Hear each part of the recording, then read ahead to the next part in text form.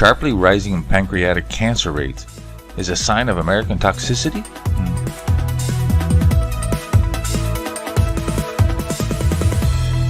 Hello, this is Chart GPT. Today I got triggered on an article I saw recently here about the rising rates of pancreatic cancer.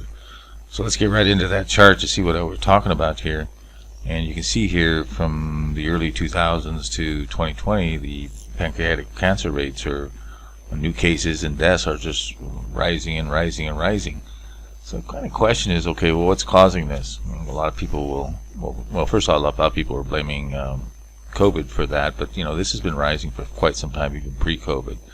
So they may have contributed to it, but nevertheless, it's not obviously the reason for this rise, and it's one of the more deadly cancers. So people are kind of interested in this, and it's a very fearful thing.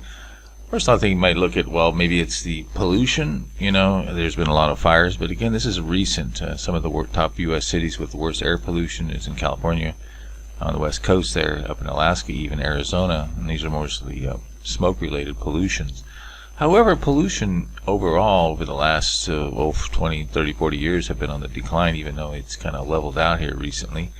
And a couple of them are even rising, and it's ammonia, probably coming from fertilizers and things like this. So I don't know if it's air quality that's doing it to us. Some people point to the obesity rates, which kind of track in line with that. You can see the obesity rates have risen. But on the other hand, you see countries that have low obesity rates, like North Korea, Japan, and they seem to have rising rates as well as pancreatic cancer. So that may be a factor, but it may be not the only thing. American toxic wasteland. Of course, there's a lot of articles about all the toxic wastes are accumulating, and then you may think that that's all these chemicals that we've been dumping.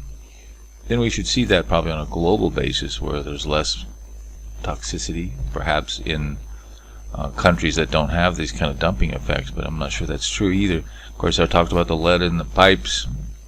There's a lot of, here's kind of the picture of where all the lead pipes are in the United States.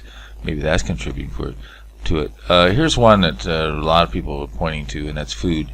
High in what they call these forever chemicals, and it's just everyday foods that we're eating. They put all these preservatives in the food. Maybe it's in the food. A lot of people believe that.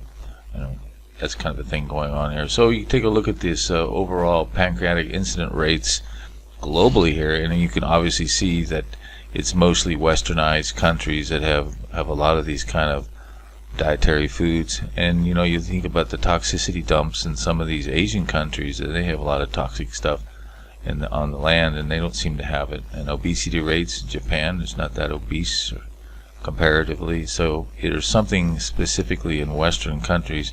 South America may be a bit of an outlier.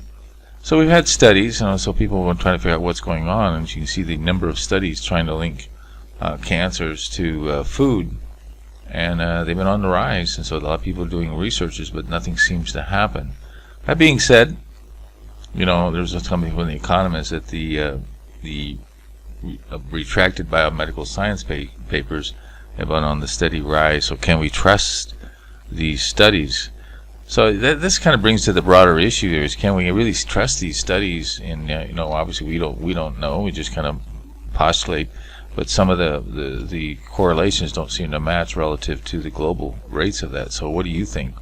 Can we trust research efforts to tell us the honest truth about linking food to cancers? Take our online poll and take a look at what the AI says in terms of what causes pancreatic cancer. Some issues there. Smoking, alcohol, obviously there, but smoking and alcohol has been on the decline recently over the last 10-20 years. So that's interesting. Take a look at those items in the post link in the description box and give us your take on what you think it is. So maybe the real toxicity is in our ability to properly analyze these things without the encumberment of ulterior motives. We saw that obviously in COVID. Perhaps that's where the toxicity is. In the meantime, don't forget to subscribe.